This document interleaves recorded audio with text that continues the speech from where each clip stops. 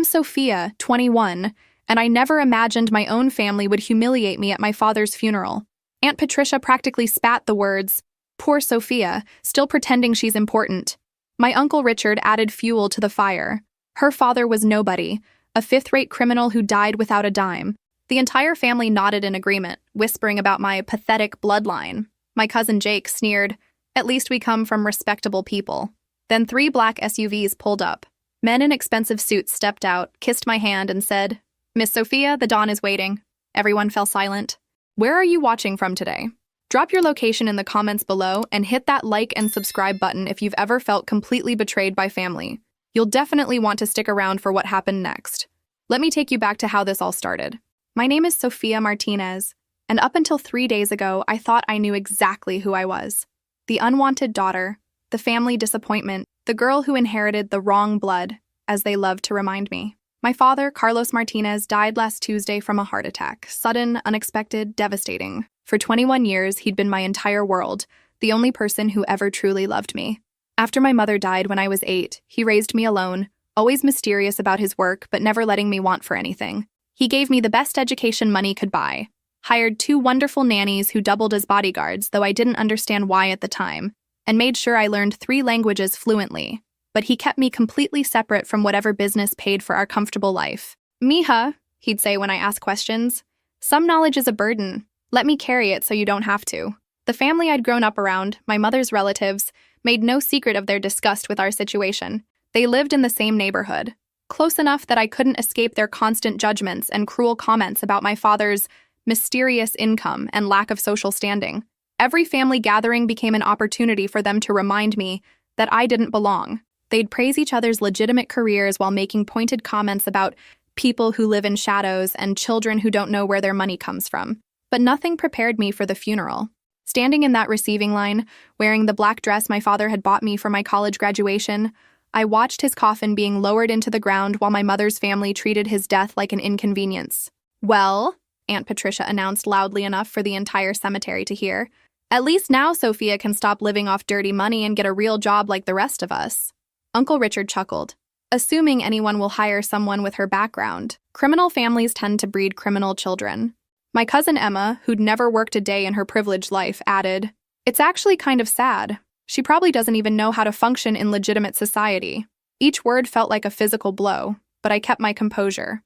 My father had taught me that showing weakness to enemies was the fastest way to lose everything. I just hadn't realized until that moment that my own family were my enemies. The cemetery was nearly empty when the 3 black SUVs arrived. I was standing alone by my father's grave, having sent away the few genuine mourners who'd attended. The vehicles moved with purpose, parking in perfect formation near the entrance. 6 men stepped out, all wearing expensive suits that screamed money and authority. They walked toward me with the kind of controlled confidence that made everyone else instinctively step back. The leader, a distinguished man in his 50s with silver hair and kind eyes, approached me directly. Without hesitation, he took my hand and kissed it gently, a gesture of respect I'd never experienced from my own relatives. "Miss Sophia," he said in accented English, "I am Vincent Torino. Your father spoke of you constantly. The dawn is waiting to meet you." My mother's family, who'd been preparing to leave, froze like deer in headlights. Suddenly, the same people who'd spent 21 years calling my father a nobody were staring at me with expressions ranging from shock to pure terror. Because everyone in our city knew exactly who Vincent Torino was. And if he was calling someone Don, it meant my father hadn't been the small-time criminal they'd always claimed. It meant he'd been something much more powerful than any of them had ever imagined. The ride to meet the Don felt like traveling to another world entirely. Vincent Torino sat across from me in the back of the lead SUV, his presence both comforting and intimidating. The interior was pristine leather and polished wood, more luxurious than anything I'd ever experienced. "Your father was very careful to keep you separate from our world," Vincent explained, his voice gentle but commanding. "But now that he's gone, there are things you need to understand about your inheritance." Inheritance. The word hung in the air like a question mark. My father had always lived comfortably, but I'd never imagined there was significant money involved. Certainly nothing that would require men like Vincent Torino to personally deliver the news. "I don't understand," I said carefully. "My father sold insurance." Vincent's smile was knowing. "Your father controlled 70% of the legitimate businesses in this city, and quite a few of the illegitimate ones as well. Insurance was just one of his many interests." My world tilted sideways. Everything I thought I knew about my life, about my father, about why my mother's family hated us so much, suddenly made sense in a way that was both thrilling and terrifying. We pulled up to an estate that looked like something from a movie. Massive iron gates, manicured gardens, a house that could easily hold 50 people. This wasn't just wealth. This was power made visible. "Before we go inside," Vincent said, his hand on my arm, "I need you to understand something important. Your father left specific instructions about your education into this world. Nothing will be forced on you, but everything will be available to you." The man waiting for us in the study was not what I expected.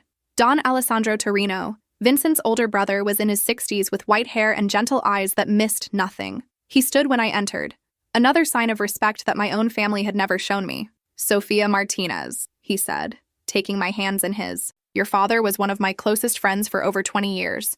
His death is a loss for all of us." "Thank you," I managed, still processing that my father had friends I'd never met, a life I'd never seen. "Please, sit." Don Alessandro gestured to a leather chair that probably cost more than most people's cars. "We have much to discuss." He moved to an antique desk and returned with a thick folder. "This contains the basic overview of your father's holdings: real estate, legitimate businesses, investment portfolios, and other interests." I opened the folder with trembling hands. The numbers didn't make sense at first. Too many zeros, too many properties, too many businesses with my father's name on the ownership documents. "I don't understand," I whispered. "This says he owned the entire downtown shopping complex and the Marina Restaurant Group, and—" I kept reading, my voice trailing off. "Your father was worth approximately $50 million, Don Alessandro said simply. "All of it now belongs to you." The room spun slightly. $50 million. While my mother's family had spent 21 years calling us poor, calling my father a failure, I had been the daughter of a multi-millionaire. "But there's more," Vincent added, pulling out another folder. "Your father also held certain responsibilities in our organization. Those don't automatically transfer to you, but they're available if you choose to learn." "What kind of responsibilities?" I asked, though I was beginning to understand exactly what kind of organization required men like the Torino brothers. "Your father mediated disputes, provided certain types of protection for local businesses, and ensured that various operations ran smoothly," Don Alessandro explained carefully. "All technically legal, but requiring a specific skill set and connections." I thought about my father's late-night phone calls, the meetings in our home that stopped whenever I entered the room, the way certain people treated him with a mixture of respect and fear that I'd never understood. "He kept me away from all of this," I said. "Because he loved you," Vincent replied. "He wanted you to have a choice, to have a normal life if that's what you preferred. But he also prepared for the possibility that someday you might want to understand your heritage. What happens if I choose not to participate?" I asked. "You inherit everything financial with no obligations," Don Alessandro assured me. "You could walk away right now, take the money, and live whatever life you choose. Your father made sure of that." But as I sat in that study, looking at documents that represented more wealth than I'd ever imagined, I found myself thinking about my mother's family, about 21 years of being called worthless, pathetic, and embarrassment to their respectable bloodline, about how they'd treated my father's death like a relief, like finally they could be rid of the criminal element that had contaminated their perfect family tree. "I want to learn," I said quietly. I want to understand what my father built." Both men smiled, and I realized this was exactly what they'd hoped I would say. "Then your education begins tomorrow," Don Alessandro announced. "But tonight, you rest. Vincent will take you home, and tomorrow we start showing you your father's world."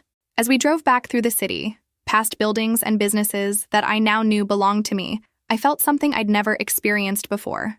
Power. Real power. Not just money, but the ability to shape outcomes, to command respect, to make choices that mattered. And somewhere in the back of my mind, a small voice was already whispering about all the ways I might use that power to balance some very old scales.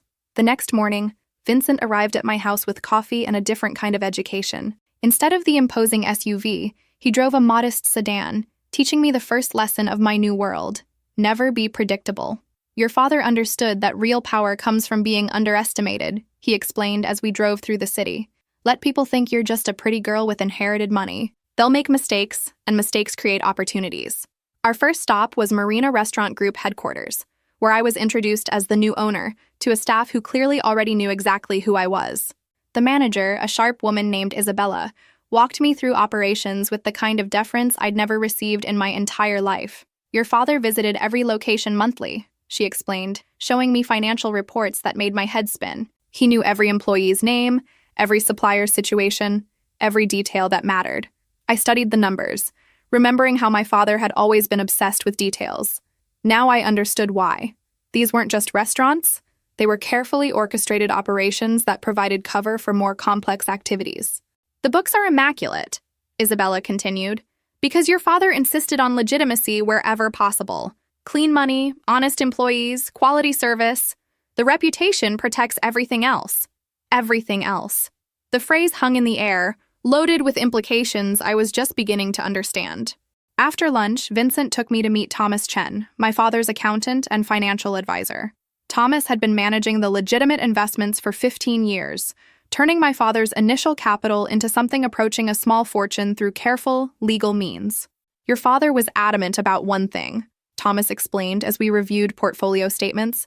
Never let illegal activities contaminate the legitimate businesses.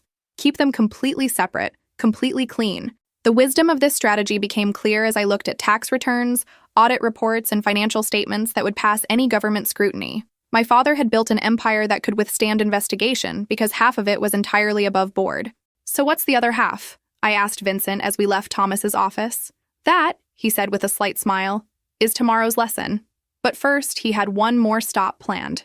We drove to an upscale law firm where I met Patricia Williams, a senior partner who'd been handling my father's legal affairs for over a decade.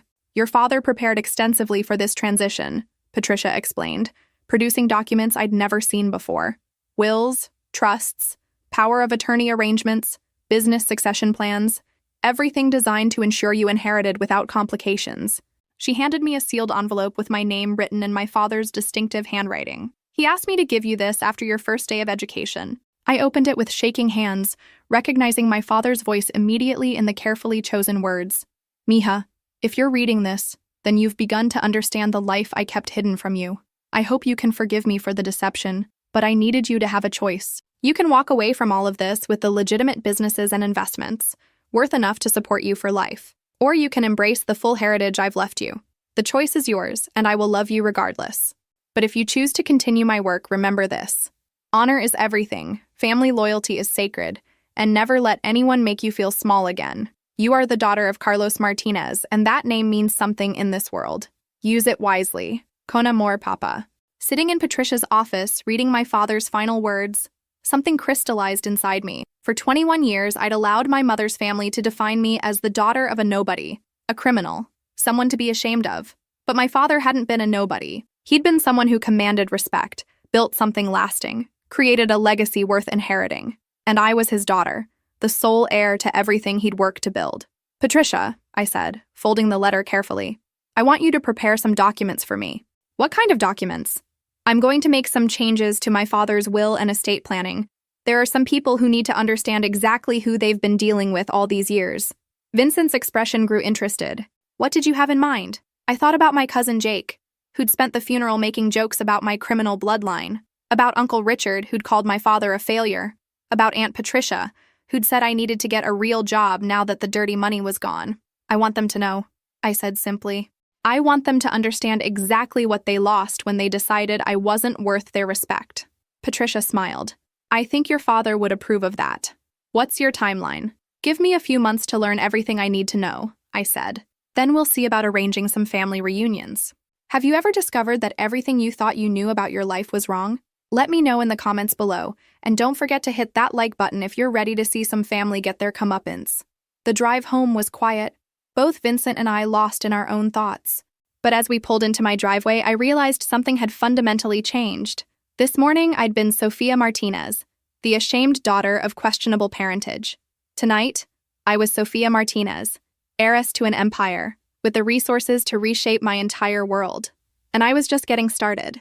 3 weeks into my education, I learned that my father's other interests were far more sophisticated than I'd imagined. Vincent introduced me to a world where handshake agreements were worth millions, where respect was currency, and where my father's name opened doors I'd never known existed. Your father specialized in what we call business consulting, Don Alessandro explained during one of our weekly meetings.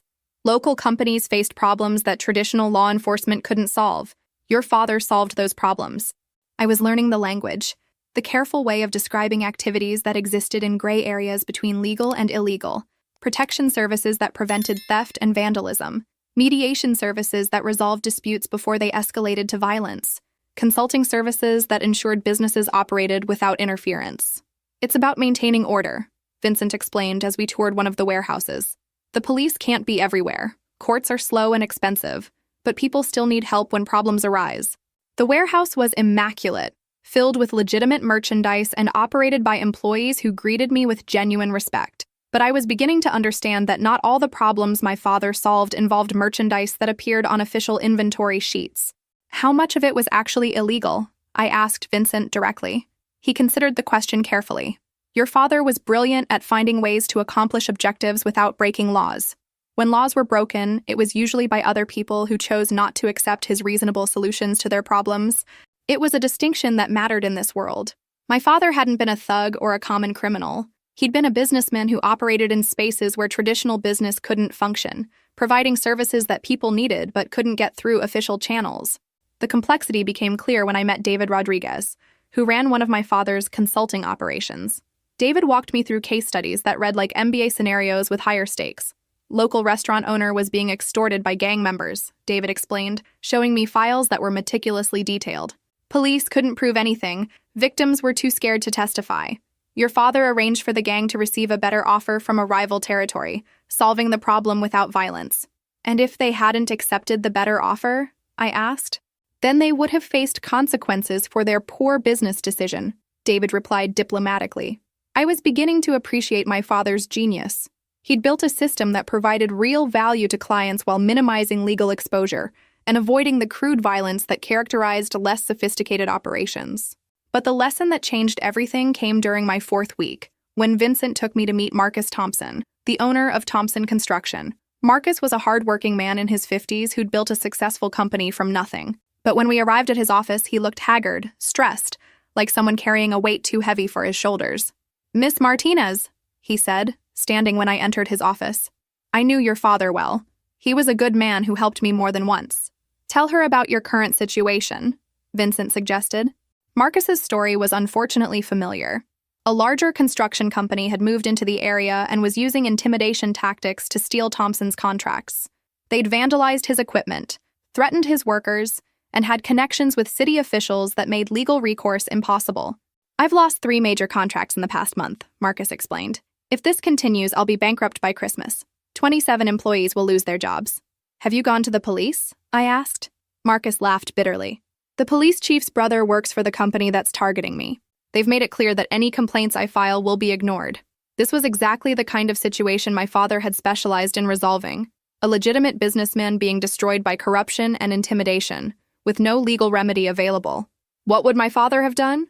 I asked Vincent. "Your father would have investigated the larger company's operations until he found vulnerabilities. Then he would have arranged for them to experience similar problems until they decided our territory was too expensive to operate in." "But is that what you're suggesting I do?" "I'm suggesting you have options," Vincent replied carefully. "Options your father spent 20 years developing." I studied Marcus Thompson's face, seeing the desperation and exhaustion of a man watching his life's work being destroyed by bullies. Then I thought about my own life, about 21 years of being bullied by my mother's family, about all the times I'd wished someone would stand up for me. "Set up a meeting with the people who are causing Mr. Thompson's problems," I said quietly. "It's time for me to learn how my father handled difficult negotiations." Vincent smiled. "Now you're beginning to understand your inheritance." The meeting was arranged for the following Tuesday at a neutral location, a private dining room at one of the restaurants I now owned. Vincent spent the weekend coaching me on negotiation tactics that weren't taught in business schools. "Never threaten directly," he instructed.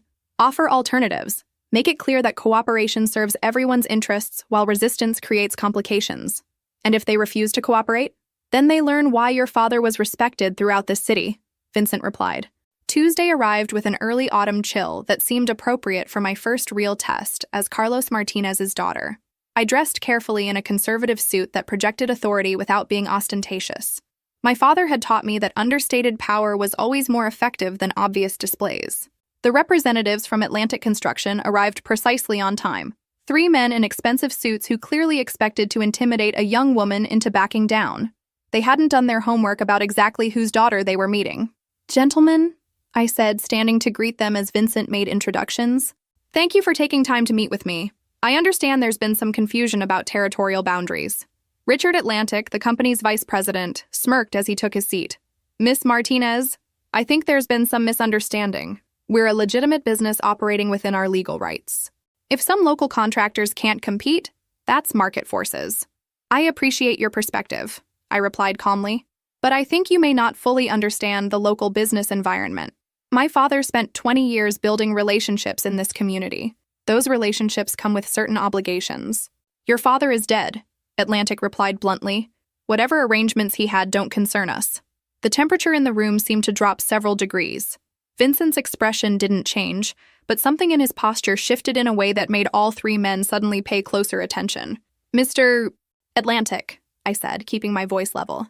I think you've misunderstood the nature of this meeting. I'm not asking you to honor my father's arrangements. I'm informing you about the consequences of disrespecting them. What happened next would determine whether I truly was my father's daughter, or just a rich girl playing with dangerous toys. Richard Atlantic's confidence wavered slightly, but he wasn't backing down yet. Are you threatening us, Miss Martinez? Because I should mention that we have connections with city officials who might be very interested in your family's business practices. I had to admire his attempted power play, even though it revealed exactly how little he understood about the situation. Vincent had prepared me for this moment, when someone would try to use official authority as leverage. Mr. Atlantic, I said, opening a folder that Vincent had prepared. You mentioned city officials. Let me share some information about your connections that might interest you. I slid across photographs and documents that Vincent's people had compiled over the past week. Images of Atlantic construction vehicles at job sites that weren't listed on their official contracts. Invoices for materials that had been diverted to private projects. Timesheets showing city employees working on Atlantic's personal properties during official hours. It seems your company has been very creative with public contracts, I continued as Atlantic's face paled. I'm sure the city auditors would find these irregularities fascinating. Atlantic's two associates shifted nervously in their chairs. They'd come expecting to intimidate a grieving daughter into submission. Instead, they were discovering that the daughter had inherited more than just money. Where did you get these? Atlantic demanded. My father taught me that information is the most valuable commodity in any business, I replied. He also taught me that successful people create mutually beneficial arrangements, rather than trying to destroy each other. What do you want? One of his associates asked. I want Atlantic Construction to focus on the territories where you were operating, before you decided to expand into our community, I said simply. Thompson Construction and the other local companies returned to operating without interference. Everyone continues making money in their respective areas. And if we refuse? Atlantic asked. I looked at Vincent, who nodded almost imperceptibly. Time to show whether I'd truly learned my father's lessons. Then these documents get forwarded to the appropriate authorities, I said calmly. Your contracts get audited. Your connections with city officials become liabilities rather than assets. And you discover why my father was able to operate successfully in this city for 20 years while other people struggled. The silence stretched for nearly a minute. Atlantic was clearly calculating whether his political connections could protect him from the evidence I'd presented, while simultaneously realizing that I had access to information networks he hadn't known existed. We'll consider your proposal, he said finally.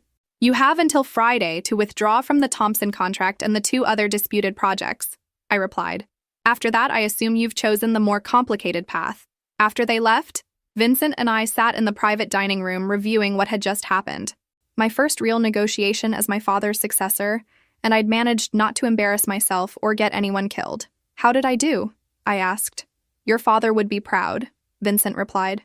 You offered them a reasonable solution, made the consequences of refusal clear, and gave them time to make the right decision. What if they don't withdraw by Friday? Then they learn that Carlos Martinez's daughter is not someone to ignore, Vincent said with a slight smile.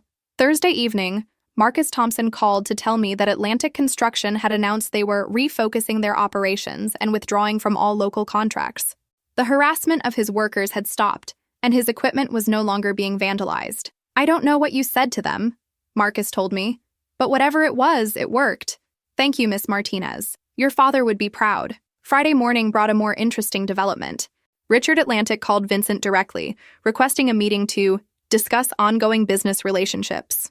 It seemed they'd done some research after our Tuesday meeting and discovered exactly who they'd been dealing with. They want to apologize, Vincent explained. and they want to explore opportunities for cooperation rather than competition. This was the difference between my father's approach and crude gangster tactics. Instead of creating enemies, he'd converted opponents into allies. Atlantic Construction would now become another business relationship, another source of information and influence. But the real test came that weekend, when my education moved beyond business negotiations into more complex territory. Vincent picked me up Saturday morning with a different energy than usual, more serious, more focused. Today's lesson would be about the aspects of my father's business that required absolute discretion. Your father occasionally dealt with problems that couldn't be solved through negotiation or legal pressure, Vincent explained as we drove toward the warehouse district. Problems that required more direct solutions. We arrived at a location I'd never seen before, a nondescript building that could have been any industrial facility. But the security measures and the way Vincent was greeted by the staff made it clear this wasn't a normal warehouse. This is where your father handled situations that required specialized approaches, Vincent explained, leading me through a series of security doors. Everything here is designed to solve problems permanently while maintaining complete deniability. The interior was surprisingly sophisticated, clean, organized, professional. Whatever happened in this building, it was managed with the same attention to detail my father brought to everything else.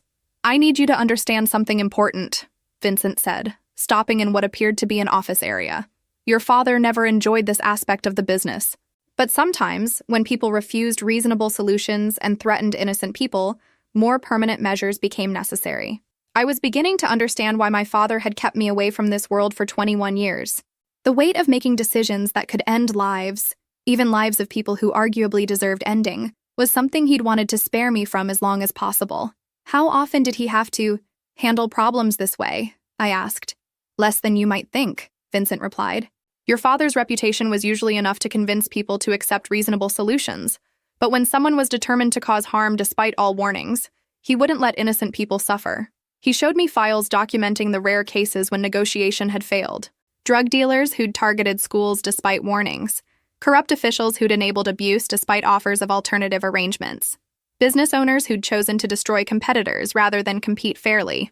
In each case, I could see my father's careful analysis, his attempts to find solutions that didn't require violence, his reluctant conclusion that some people simply wouldn't accept any resolution that didn't involve them harming others. This is your inheritance too, Vincent said quietly.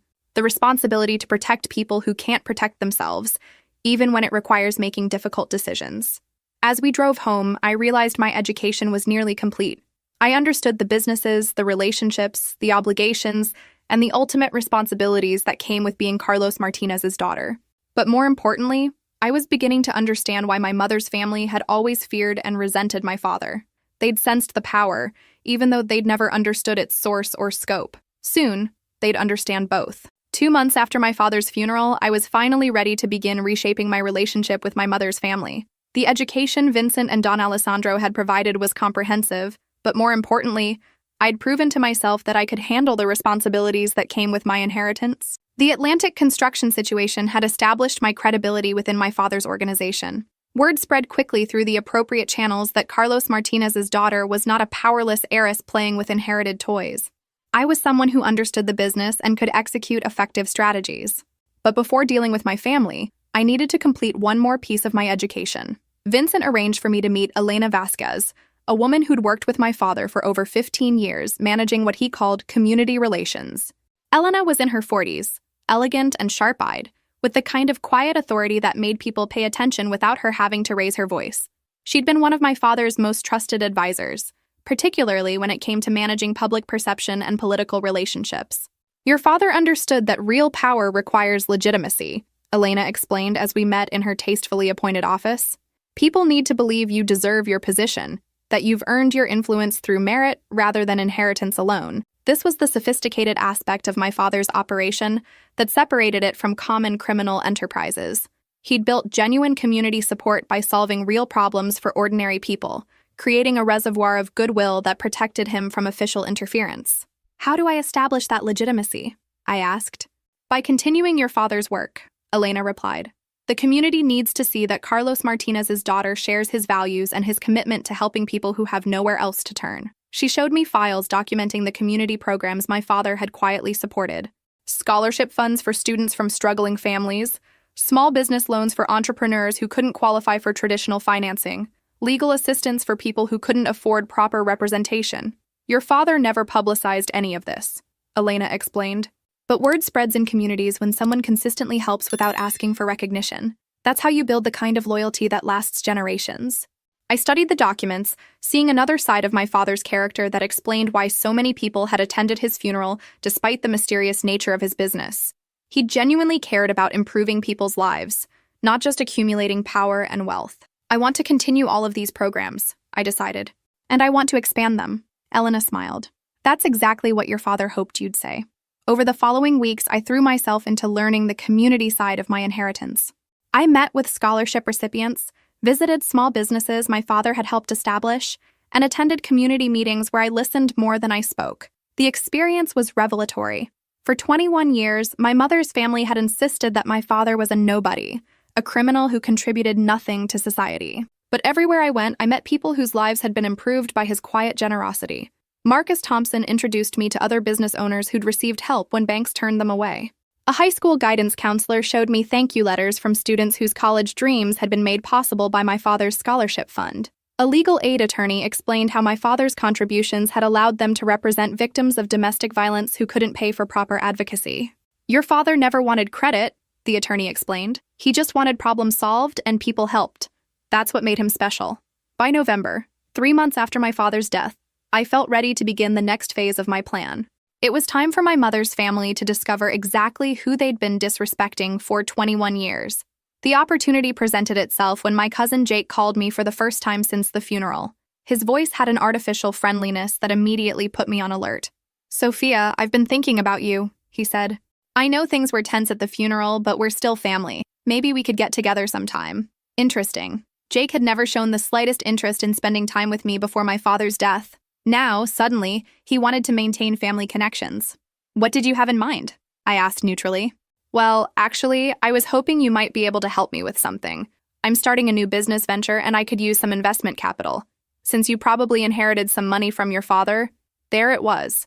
Jake had somehow learned that I'd inherited something significant, and now he wanted access to it. The same cousin who'd spent the funeral making jokes about my pathetic bloodline was now looking for financial assistance from that same bloodline. "What kind of business venture?" I asked, genuinely curious about his level of desperation. "Import-export consulting," he replied vaguely. "There's a lot of opportunity in international trade if you have the right connections." Import-export consulting. The euphemism almost made me laugh. Jake was either trying to get into some form of smuggling operation, or he was using impressive-sounding language to disguise a much less sophisticated scheme. "How much investment are you looking for?" I asked. "Well, to really do it right, I'd need about $50,000 to get started, but even 20 or 30 would help establish the initial operations." $50,000.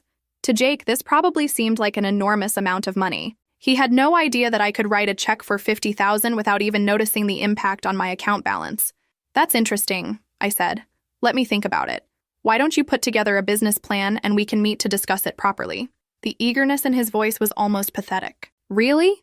That would be amazing, Sophia. I always knew you were the smart one in the family." Amazing how my intelligence had suddenly become apparent to him, almost like it correlated directly with my potential usefulness to his financial situation. "I'll call you in a few days," I promised, already formulating exactly how I wanted to handle this situation. After hanging up, I immediately called Vincent to discuss my cousin's request. This was the perfect opportunity to begin demonstrating my father's legacy to my mother's family, but I wanted to make sure I handled it correctly. "Jake Martinez is asking for investment capital," I explained. "I think this might be the beginning of a pattern." "How do you want to proceed?" Vincent asked. "I want to know everything about Jake's financial situation and this business venture he's planning, and I want to start planning a family gathering where certain information about my father's actual career gets shared." Vincent's approval was evident in his voice. "Your father would definitely approve of that approach." "When were you thinking of having this gathering?" I considered the timing. Christmas was approaching, which meant the inevitable family dinner where I'd traditionally been ignored and insulted while everyone else celebrated their superiority. Christmas dinner, I decided. Time for some new family traditions. The wheels were finally in motion. Soon, my mother's family would learn exactly what kind of legacy they'd spent 21 years disrespecting, and I was going to enjoy every moment of their education. Jake's business plan arrived via email 3 days later, and it was even more pathetic than I'd expected.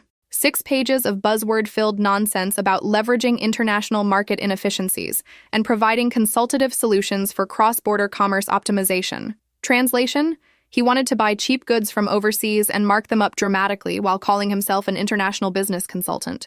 The financial projections were laughably optimistic, assuming he'd somehow capture significant market share despite having no experience, no connections, and no actual plan. But the most revealing part was his timeline. Jake needed the money within 2 weeks because he'd already committed to lease agreements and initial inventory purchases. He'd gambled his own finances on the assumption that I'd provide funding, which told me everything I needed to know about his opinion of my intelligence. "He thinks you're a grief-stricken young woman who can be easily manipulated," Vincent observed as we reviewed the documents. Classic mistake of underestimating someone based on age and gender. "What did your research turn up about his financial situation?" I asked. Vincent handed me a folder that painted a clear picture of Jake's desperation. Credit cards maxed out, behind on rent, recently fired from his sales job for poor performance. His business venture wasn't an opportunity, it was a last-ditch attempt to avoid bankruptcy. "He's been telling people he has family money coming through," Vincent continued. "Apparently he's been bragging about his rich cousin who inherited her father's estate." Rich cousin? Interesting how quickly the narrative had changed from pathetic criminal bloodline to rich family member once money became relevant. "I want to meet with him," I decided, but not just to discuss his business plan. I want to start laying groundwork for the Christmas dinner revelation. The meeting was scheduled for the following Tuesday at my house. I wanted Jake to see exactly how his poor cousin was living these days, to begin planting questions in his mind about where my apparent wealth was coming from. Jake arrived precisely on time, which told me exactly how desperately he needed this meeting to go well. He'd dressed in his best suit and brought printed copies of his business plan, clearly hoping to project competence and professionalism. "Sophia, this house is incredible," he said, looking around my living room with barely concealed envy. "Your father must have left you pretty well set up." He took care of me," I replied neutrally, offering him coffee from the expensive machine my father had installed years earlier. "I had no idea he was doing so well," Jake continued, fishing for information. "I mean, we always knew he was in business, but this level of success is really impressive. We always knew." Revisionist history at its finest. 3 months ago, Jake had been calling my father a fifth-rate criminal. Now he was acknowledging business success. "My father was very good at what he did," I said simply. "What exactly was his business?" Jake asked. I know it was something in consulting, but the specifics were always a bit unclear. This was the opening I'd been waiting for. Time to begin Jake's education about what he'd been disrespecting all these years. My father provided specialized business solutions for clients who couldn't get help through traditional channels. I explained carefully. Problem solving, conflict resolution, business protection services. Jake nodded as if this made perfect sense, though I could see him trying to figure out what kind of consulting paid for a house like mine. "That's actually similar to what I'm planning to do," he said, apparently missing the irony entirely. "Finding opportunities where other people don't see them. It requires specific skills and connections," I replied. "My father spent 20 years building his reputation and client base." "Well, that's why I wanted to talk to you about possible investment," Jake said, pulling out his business plan copies. "With your father's background, you'd understand the potential in this kind of operation." I accepted his documents with appropriate seriousness, pretending to review financial projections that wouldn't survive contact with actual market conditions. "This is ambitious," I said diplomatically. $50,000 is a significant investment for a startup operation." "I know it seems like a lot," Jake replied quickly, "but the return potential is enormous. And honestly, for someone in your position, $50,000 isn't really that much money." Someone in my position. Jake had clearly convinced himself that I'd inherited enough money to make his problems irrelevant. He had no idea how accurate that assessment actually was, just not for the reasons he assumed. "What makes you think I'm in a position to invest $50,000? I asked curiously. Jake looked confused by the question. "Well, I mean, this house, your father's business success, it's obvious you inherited significant assets." "My father taught me to be careful about assumptions," I replied. "Things aren't always what they appear to be." Of course, Jake agreed quickly. "I just thought, family helping family, right? And this would be a real investment opportunity, not just a handout. Family helping family." The same Jake who'd spent 21 years treating me like an embarrassment to the family name was now invoking family loyalty to justify asking for money. "Tell me about this import-export consulting concept," I said, leaning back in my chair. "What specific services would you be providing?" For the next hour, Jake explained his business model, with the kind of desperate enthusiasm that confirmed Vincent's assessment. He'd watched too many movies about international business and convinced himself he could replicate success without understanding any of the underlying complexity. But what made the conversation truly interesting was watching him recalibrate his approach as he absorbed details about my living situation. The expensive furniture, the high-end electronics, the casual mentions of property management and investment portfolios. By the end of our meeting, Jake was treating me with a level of respect I'd never received from any family member. Not because he'd suddenly recognized my worth as a person, but because he'd finally recognized my worth as a potential source of funding. "I really appreciate you taking the time to consider this," he said as he prepared to leave. "I know your father would want to see family members helping each other succeed." My father would want to see family members helping each other. Jake had never cared what my father wanted when my father was alive, but now he was invoking my father's memory to justify his request for money. "I'll review everything carefully," I promised. "Why don't we continue this discussion at Christmas dinner? I'm sure the whole family would be interested in hearing about your business plans." "Christmas dinner sounds perfect," Jake agreed eagerly. "I'll bring updated projections." After he left, I called Vincent to report on the meeting's progress. "He's definitely desperate," I confirmed, "and he's starting to wonder exactly how much money I inherited, but he still has no idea what my father's actual business involved." "Perfect setup for the Christmas revelation," Vincent agreed. "How do you want to structure that conversation?" "I want the whole family there when they learn the truth," I decided. "All of them, together, so they can see each other's reactions when they realize what they've been saying about my father for 21 years. What do you think will happen when Sophia's family discovers the truth about her father's empire? Drop your predictions in the comments below and make sure you're subscribed for what's coming next." The countdown to Christmas dinner had begun, and I was going to make sure it was a holiday celebration my mother's family would never forget. Planning Christmas dinner required more strategy than my family could possibly imagine. This wasn't just about revealing my father's true legacy, it was about orchestrating the perfect moment when 21 years of family dynamics would shift permanently in my favor. Vincent helped me understand the psychological elements that would make the revelation most effective. "Your family has built their identity around being superior to you and your father," he explained. "When that foundation gets destroyed, they'll go through predictable stages: denial, anger, bargaining, and finally acceptance of their new position in the family hierarchy. I wanted them all present for maximum impact." The core group included Aunt Patricia and Uncle Richard, my cousins Jake and Emma, and my grandmother Maria, who'd been the quiet enabler of everyone else's cruelty over the years. The invitation itself was carefully crafted.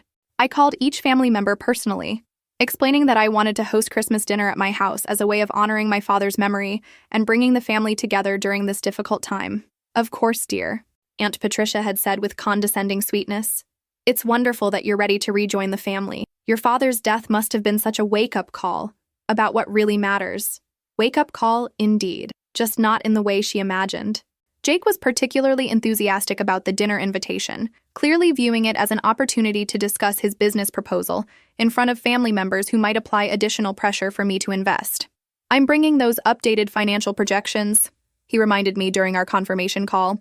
"I think once everyone sees the potential returns, they'll understand why this is such a smart opportunity. I'm sure they'll find your presentation very educational." I agreed, meaning something entirely different than what he understood. Emma was the wild card. My cousin had always been the cruelest in her assessment of my father's character, but she was also the most socially ambitious. If she suspected I had significant money, she'd be calculating how to position herself advantageously. "Sophia, I'm so glad you're finally ready to host family events," Emma had said when I called her. "It shows real maturity and growth. I know your father would be proud." My father would be proud, coming from someone who'd spent years calling him a criminal and a failure. But Emma's sudden recognition of my maturity suggested she'd been hearing interesting reports about my apparent wealth from her brother Jake. The dinner menu was carefully chosen to make a statement without being ostentatious. I hired a professional catering service that was known for handling high-end events, ensuring the quality would be unmistakably expensive without being flashy. Vincent arranged for additional security, though disguised as catering staff and valet services. My family wouldn't realize they were dining under the watchful eyes of people who carried guns and had the authority to use them if necessary. "Probably unnecessary," Vincent acknowledged, "but your father always believed in being prepared for unexpected developments." 2 days before Christmas, Elena Vasquez called with an update on community activities that would play into my dinner presentation. "The scholarship announcements are scheduled for the day after Christmas," she reported. 15 students receiving full college funding, all in your father's name. The local newspaper wants to do a feature story about his community contributions. Perfect timing. My family was about to learn that the man they'd called a worthless criminal had quietly funded more charitable activities than they'd contributed to in their entire lives combined. Christmas Eve arrived with snow and nervous energy. I spent the day reviewing my presentation materials and mentally rehearsing the conversation that would change everything. Vincent had prepared a folder of documents that would make my father's true position undeniable, but I wanted to let Jake's business proposal serve as the natural lead-in to larger revelations. Christmas morning, I woke up in the house my father had bought, surrounded by evidence of the success he'd achieved, despite never receiving recognition from my mother's family. Today, that would change permanently. The catering staff arrived at noon to begin preparations. Professional, efficient, clearly accustomed to events where appearance and discretion mattered equally. Watching them work, I was reminded again of how my father had taught me to pay attention to details that revealed character and competence. At 4 o'clock, the first guests arrived. Uncle Richard and Aunt Patricia, dressed in their best clothes and carrying gifts that probably cost less than what I'd spent on wine for the evening. "Sophia, darling," Aunt Patricia gushed, embracing me with artificial warmth. "This house is absolutely stunning. Your father certainly knew how to provide for you. He took care of me in many ways," I replied, accepting her backhanded compliment with practiced grace. Uncle Richard was studying the dining room setup with obvious interest. Crystal glasses, fine china, silverware that probably cost more than most people's monthly salary. His expression suggested he was revising his estimates of my inheritance upward. Jake and Emma arrived together, both clearly having discussed what they might expect from dinner at their suddenly wealthy cousin's house. Jake carried a leather portfolio that undoubtedly contained his updated business projections. "This is incredible," Emma said, surveying the living room. "I had no idea your father left you so well established." "There's a lot about my father that you didn't know," I replied meaningfully. Grandmother Maria was the last to arrive, moving slowly but studying everything with sharp eyes that missed nothing. At 85, she'd seen enough family drama to recognize when something significant was building. "You've done well for yourself, Sophia," she said simply, accepting the help I offered with her coat. "I'm continuing my father's legacy," I told her, letting the words carry implications she couldn't yet understand. Dinner conversation was initially polite and surface level, covering safe topics like weather and holiday plans. But I could feel the undercurrent of curiosity about my apparent wealth and Jake's obvious eagerness to present his business proposal. "Sophia," Jake said as dessert was being served, "I was hoping we could discuss that investment opportunity I mentioned. I brought some updated materials that show even better potential returns." "Of course," I agreed. "But first, I wanted to share some information about my father's business activities that I think will interest everyone." The table went quiet, everyone focusing on what they clearly assumed would be details about my inheritance. "As you know, my father was involved in business consulting," I began, opening the folder Vincent had prepared. "What you may not have realized is exactly how successful and influential his operations became." I pulled out the first document, a newspaper clipping about the scholarship fund announcement. "This article will be published tomorrow," I explained, passing it around the table. "It discusses the 15 college scholarships being awarded in my father's name, funded by a foundation he established over 10 years ago." Confused silence as each family member read about my father's educational philanthropy, charity work they'd never known existed. "I don't understand," Aunt Patricia said slowly. "Your father funded college scholarships?" "Among other community activities," I confirmed, producing more documents.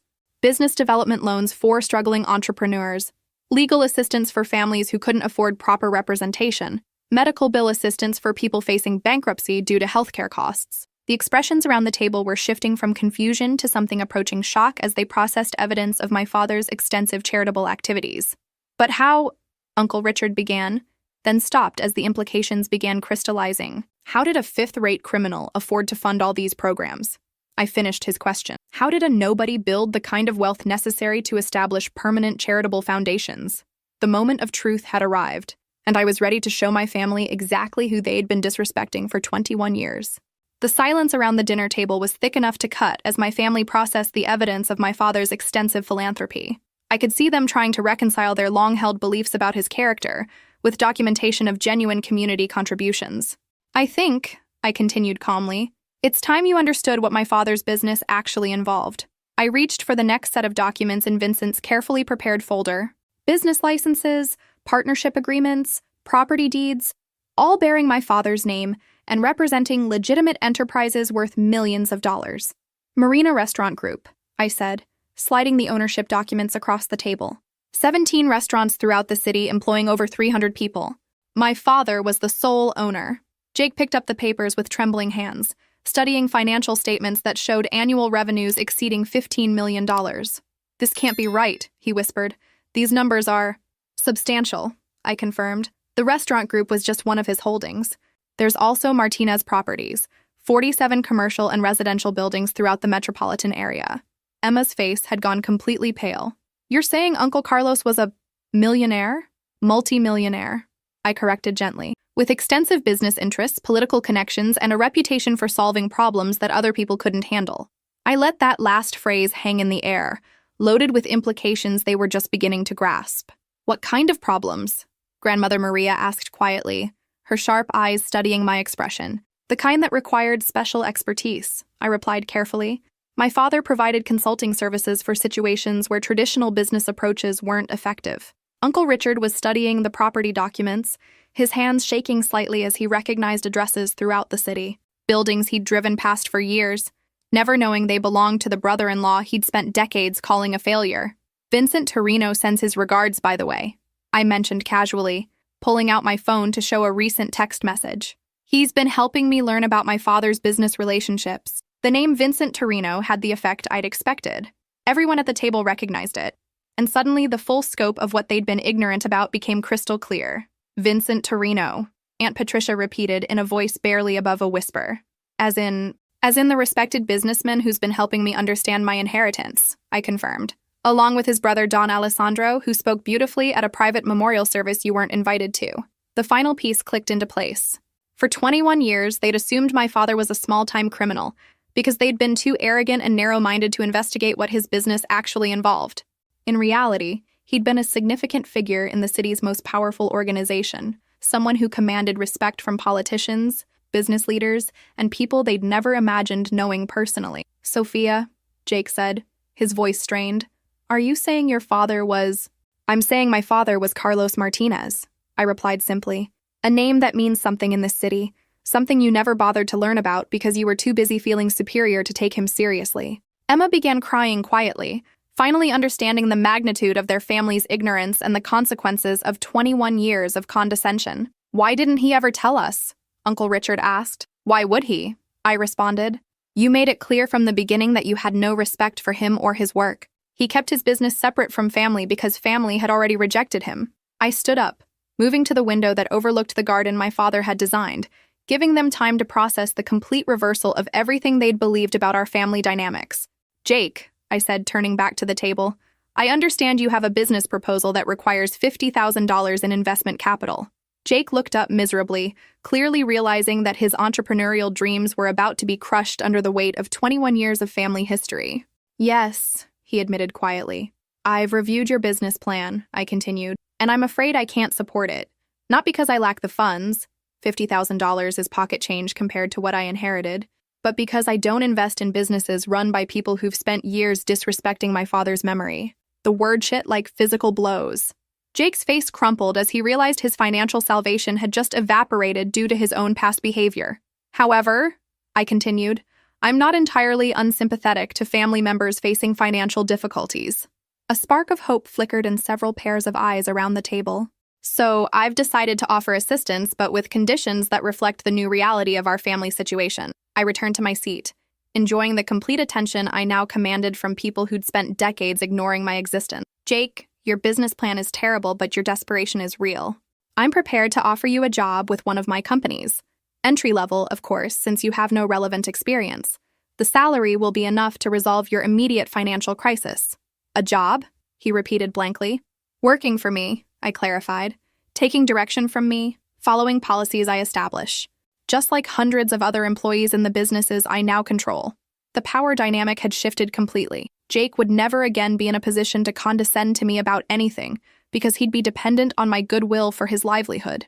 Emma, I continued, I understand you're between jobs after your recent termination from the marketing firm. Emma flinched at my casual reference to information she'd tried to keep secret from the family. I have openings in my restaurant management training program. Competitive salary, excellent benefits, real opportunity for advancement based on merit rather than family connections.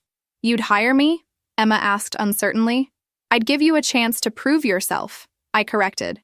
Something my father never received from this family. I looked around the table at faces that were still processing the complete transformation of our family hierarchy. Uncle Richard, Aunt Patricia, I understand you've been having some financial pressures with the mortgage situation. Their expressions went from hopeful to mortified as they realized I knew about their private financial struggles. I'm prepared to resolve those difficulties, I continued, in exchange for something my father deserved but never received from you. What? Uncle Richard asked warily. Respect, I said simply. Public acknowledgement of what he accomplished and who he really was. An apology for 21 years of treating his daughter like an embarrassment to the family name. The silence that followed was deafening. They were finally understanding that their financial problems could be solved with a phone call from me, but the price would be admitting they'd been wrong about everything for their entire adult lives. And if we refuse? Aunt Patricia asked quietly. I smiled with the same controlled expression my father had taught me for handling difficult negotiations. Then you'll discover exactly how well connected Carlos Martinez's daughter has become in this city, I replied. And how many people are eager to repay favors they owed my father by helping his daughter succeed? The threat was subtle but unmistakable. I wasn't just offering help, I was explaining the consequences of continued disrespect. I need to think about this, Uncle Richard said finally. Of course, I agreed graciously. Take all the time you need. But remember, my father spent 20 years building relationships and reputation in this community. I inherited all of that, along with the businesses and the money. As my family left that evening, each carrying documentation of my father's true legacy, I realized I'd accomplished exactly what I'd planned. They would never again be able to pretend superiority over Carlos Martinez or his daughter. The power dynamic had shifted permanently in my favor. But the best part was still to come. New Year's Eve arrived with unexpected developments. My family had spent the week since Christmas dinner doing exactly what I'd anticipated, researching everything they could find about my father's actual business empire and discovering just how thoroughly they'd misjudged our family's position in the city's power structure. Jake called first, his voice carrying a humility I'd never heard from him before. Sophia, I've been thinking about your job offer, he said carefully. I want you to know how grateful I am for the opportunity and how sorry I am for everything. Everything? I prompted, wanting him to articulate exactly what he was apologizing for. For treating you badly all these years, for disrespecting Uncle Carlos, for not understanding what we were dealing with. He paused, clearly struggling with his new reality. I know I don't deserve your help after how I behaved. You're right, I agreed simply. You don't deserve it. But my father taught me that mercy is more powerful than revenge when it's applied strategically. Thank you, Jake said quietly. When can I start? Monday morning, 8 o'clock, at the Marina Restaurant Group headquarters. Vincent will explain your duties and expectations. The fact that Jake would be reporting to Vincent Torino rather than some minor manager would ensure he understood exactly where he stood in the organizational hierarchy. Emma's call came 2 hours later, with similar themes but more calculation in her approach. Sophia, I want to accept your training program offer, she said, but I also want you to know that I've spent this week learning about Uncle Carlos's community contributions. I had no idea he was doing so much good for so many people. Most people didn't, I replied. My father believed in helping quietly. I want to be part of continuing that legacy, Emma continued, if you'll let me. I want to do better than I have been. Emma was being more strategic than Jake, trying to position herself as someone interested in charitable work, rather than just financial survival. Smart approach, though it remained to be seen whether her commitment was genuine or opportunistic. We'll see how you do in the restaurant program first, I told her. If you prove yourself capable and committed, there may be opportunities to participate in community initiatives. Uncle Richard and Aunt Patricia's response was more complex. They appeared at my door on New Year's Day, both looking like they'd aged years in the past week. Sophia, Aunt Patricia said, her voice lacking its usual condescending tone, we owe you an apology. A serious apology for many years of terrible behavior. We were wrong about your father, Uncle Richard added, completely wrong, and we were wrong about how we treated you.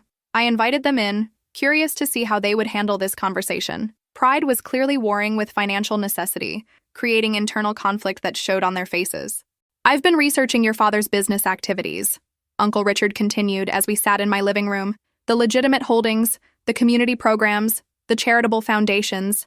I had no idea of the scope of what he'd built, or the respect he commanded, Aunt Patricia added. We spoke to people who knew him, people in business and government. They all said the same thing. Carlos Martinez was someone you wanted as an ally, not an enemy. And yet you treated him as an enemy for 21 years, I observed. Yes, Uncle Richard acknowledged painfully. We did.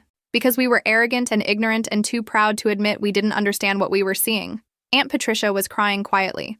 Sophia, I know we don't deserve forgiveness, but I'm asking anyway, for a chance to be better family members, to honor your father's memory properly. This was what I'd been waiting for. Not just admission of error, but genuine recognition of the harm they'd caused and commitment to different behavior going forward. What are you specifically asking for? I said. Help with our financial situation, Uncle Richard said directly. But more than that, we're asking for a chance to be family to you the way we should have been all along. And what would that look like? Sunday dinners? Aunt Patricia suggested. Real conversations about your life and your father's memory, including you in family decisions instead of excluding you. Treating you like the successful, accomplished woman you are instead of like a burden we had to tolerate. Those things shouldn't require my financial leverage to motivate them, I pointed out. You're right, Uncle Richard agreed. They should have happened because we loved you. The fact that it took learning about your inheritance to change our behavior is shameful. Their honesty was more than I'd expected. They weren't just apologizing for strategic reasons. They seemed to genuinely understand how badly they'd failed as family members. I'll resolve your mortgage situation, I decided. And I'll include you in family activities going forward, but with clear conditions. What conditions? Aunt Patricia asked. First, you participate in the public recognition ceremony for my father's charitable foundation. Full attendance, public acknowledgement of his contributions to the community. They both nodded agreement. Second, you treat the people who work for me with respect. Jake and Emma are my employees now, which means their success or failure reflects on me. I expect family support for their professional development. Of course, Uncle Richard said. Third, you accept that family gatherings now happen at my house, with my rules, celebrating my father's memory appropriately. We understand, Aunt Patricia agreed. The negotiations continued for another hour, establishing the new framework for our family relationships. By the time they left, the power dynamic had been formally restructured, with my position as family matriarch clearly established. But the most satisfying call came that evening from Grandmother Maria. Sophia, she said in her still strong voice, I want you to know that I'm proud of how you've handled this situation. Thank you, Grandmother. Your father raised you well, she continued. He taught you to be strong without being cruel, powerful without being petty. He would be proud of the woman you've become. I hope so. I also want you to know that I've rewritten my will, she added matter-of-factly. Everything comes to you now. The house, the savings, the jewelry. Your cousins had their chances to be good family members and they failed. You're the only one who deserves to carry on the family legacy. This was unexpected. Grandmother Maria's estate wasn't enormous, but it represented the final symbolic transfer of family authority from the generation that had rejected my father to the generation that would honor his memory. Are you sure? I asked. Absolutely certain, she replied firmly. You're the future of this family, Sophia. Act accordingly. As I hung up the phone, I realized that in less than 6 months, I'd gone from being the family outcast to being the person everyone else depended on for their financial and social stability. My father's legacy hadn't just been the businesses and money he'd left me. It had been the lessons about power, respect, and the long-term thinking required to reshape entire situations to your advantage. The family that had humiliated me at his funeral now answered to me. The cousins who'd mocked my bloodline now worked for me. The relatives who'd called my father a criminal now acknowledged him as a respected community leader. But there was still one more lesson from my father that I needed to apply. He'd taught me that true power meant helping people who couldn't help themselves, not just controlling people who'd wronged you. The community work, the scholarship funds, the business development programs, those would be my real legacy, the proof that Carlos Martinez's daughter understood the responsibility that came with inherited power. But for now, I was content to savor the complete transformation of my family dynamics. Justice, it turned out, really was a dish best served cold. 6 months later, the annual Community Leadership Awards ceremony provided the perfect stage for my family's public recognition of my father's legacy. The event was held at the Grand Metropolitan Hotel, attended by the city's most influential business leaders, politicians, and community organizers.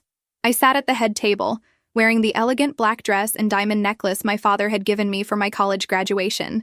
To my right sat Don Alessandro Torino, whose presence sent clear signals about my position in the city's power structure. To my left sat Mayor Patricia Williams, who'd specifically requested to meet Carlos Martinez's remarkable daughter. Your father was instrumental in developing the waterfront district, the mayor explained during cocktails. His investment in infrastructure and business development created over 2,000 jobs.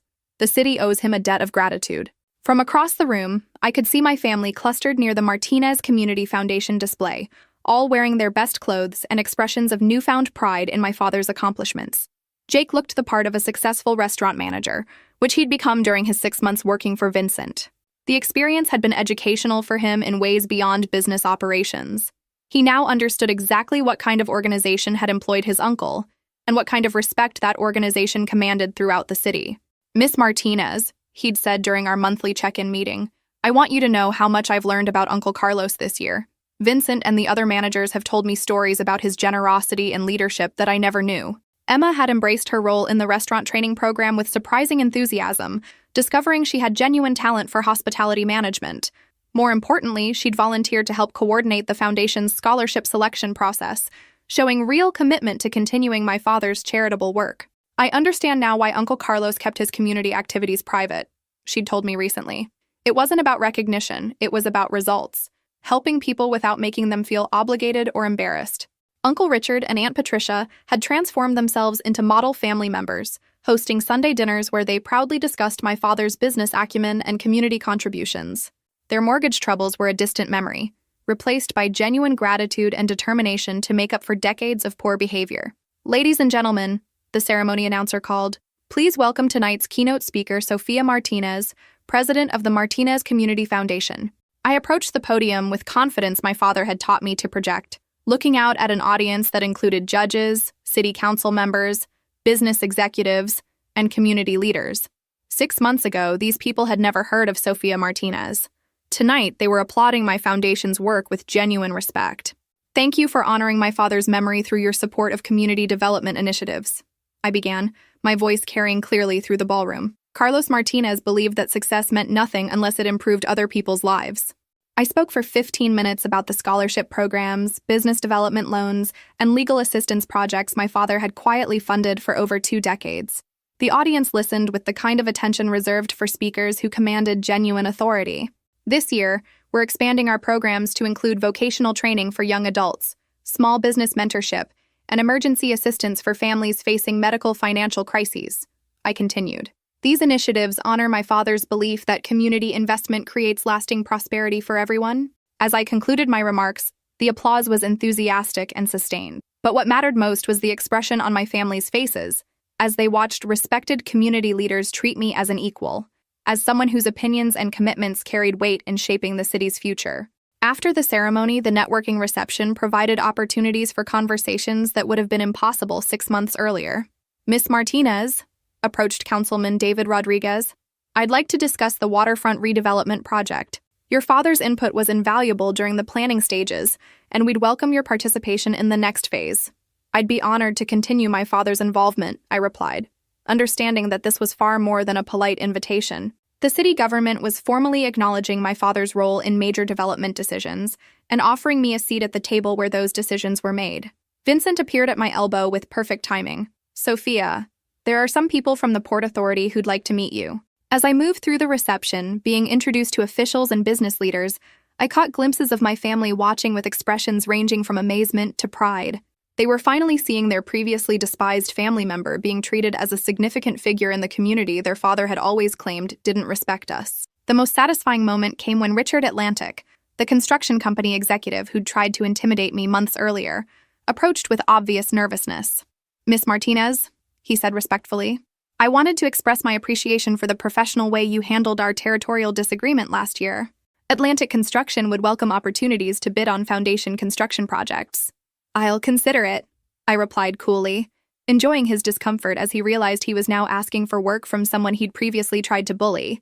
The evening concluded with my family gathering around me as we prepared to leave, their pride in my accomplishments genuine and unmistakable.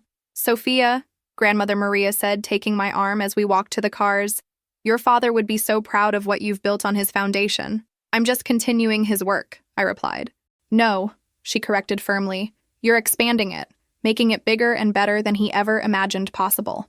As we drove home through the city where my father had built his empire and I was now building mine, I reflected on the complete transformation of the past year. The family who'd humiliated me at my father's funeral now bragged to their friends about my community leadership and business success. The relatives who'd called my bloodline pathetic now worked for me and depended on my goodwill. The people who'd dismissed my father as a criminal now acknowledged him as a visionary who'd improved thousands of lives.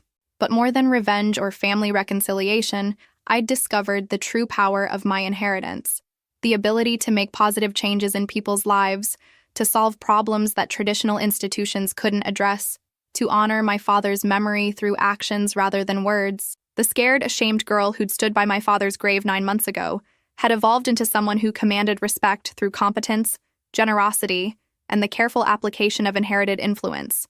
I was finally worthy of being Carlos Martinez's daughter. 1 year after my father's funeral, I stood in the same cemetery where my family had humiliated me, but this time I wasn't alone. A bronze plaque had been installed beside his headstone, commemorating his community contributions and bearing the seal of the Martinez Community Foundation. Vincent stood respectfully beside me as I placed fresh flowers on the grave. "He would be proud of what you've accomplished," he said quietly. "I hope so," I replied, thinking about the empire I'd not just inherited, but expanded. "I've tried to honor everything he taught me." "You've done more than honor it," Vincent observed. "You've improved it. The community programs, the legitimate business expansion, the family reconciliation. Your father always hoped you'd be able to build something better than what he left you." Behind us, my family waited at a respectful distance.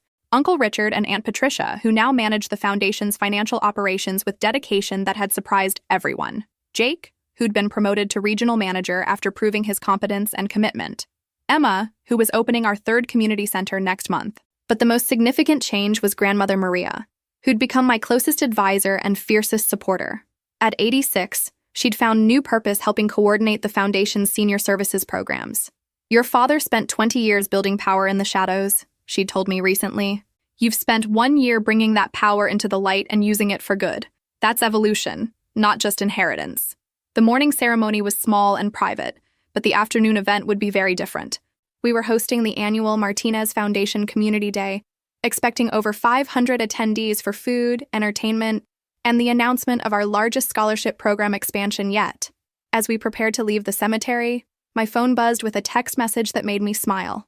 Marcus Thompson, the construction company owner whose business I'd saved during my first week learning my father's operations, was reporting that his company had just won the contract for our new vocational training center. "Full circle," I murmured, showing Vincent the message. "Your father always said the best business relationships were the ones where everyone succeeded," Vincent replied. "You've taken that principle and applied it to the entire community." The Community Day event was held in Riverside Park, the same location where my father had quietly funded playground improvements and safety upgrades for over a decade. Now it hosted an annual celebration where scholarship recipients met their donors, small business owners connected with mentors, and families accessed resources that could change their lives. I moved through the crowd, greeting people whose lives had been touched by my father's legacy and my expansion of his work. College students who'd received Martinez scholarships, small business owners who'd gotten their start through our loan programs, families who'd received assistance during medical emergencies. "Miss Martinez," approached a young woman I recognized from this year's scholarship ceremony, "I wanted you to know that I'm planning to study business administration so I can come back and work for the foundation someday." These were the moments that mattered most. Not the power or respect I'd gained, but the evidence that my father's vision of success, helping others achieve their own success, was creating lasting change in people's lives.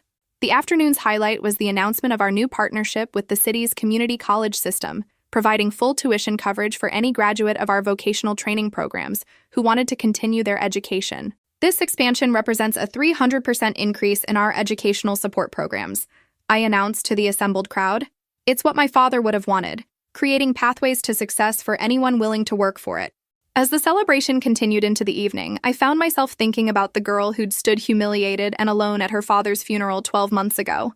She'd known nothing about business, politics, or the complex world her father had navigated for 20 years.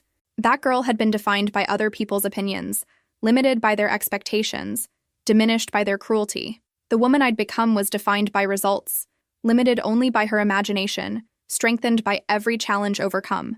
My phone rang as the event wound down. The caller ID showed a number I didn't recognize, but Vincent nodded when I showed him the screen. "Miss Martinez," said an unfamiliar voice.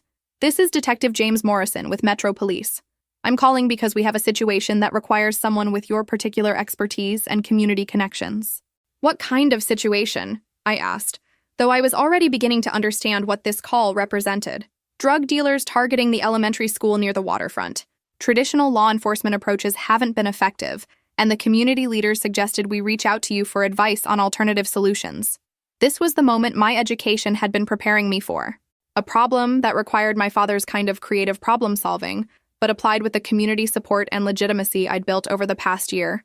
"I'll make some calls," I told Detective Morrison. "Give me 48 hours to explore options." As I hung up, Vincent was already reaching for his phone. "I'll arrange meetings with the appropriate people," he said. "Time to see how well you've learned your father's lessons about community protection." Standing in the park where hundreds of families were enjoying an evening of free food, entertainment, and services funded by my father's legacy, I realized this call represented more than just another problem to solve. It represented the completion of my transformation from victim to protector, from outcast to community leader, from Carlos Martinez's ashamed daughter to his worthy successor.